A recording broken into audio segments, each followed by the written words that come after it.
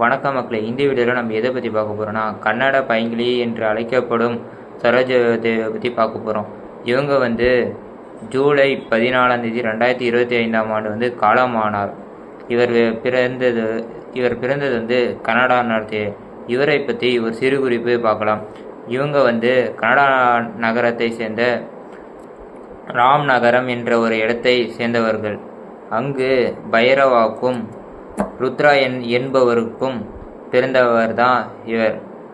இவர் பைரவா கொடுத்த ஊக்கத்தால் கலைத்துறையில் நிறையா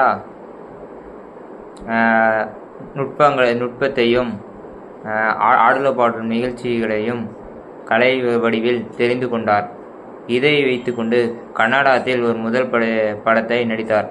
நடித்தவுடனே அவருக்கு அந்த படத்திற்கு விருது கிடைச்சிச்சு. அந்த விருது கிடைச்சிட்டப்புறம் தமிழில் கால் எடுத்து வச்சாங்க. நல் அறம் அப்படின்ற படத்தில் வந்தாங்க.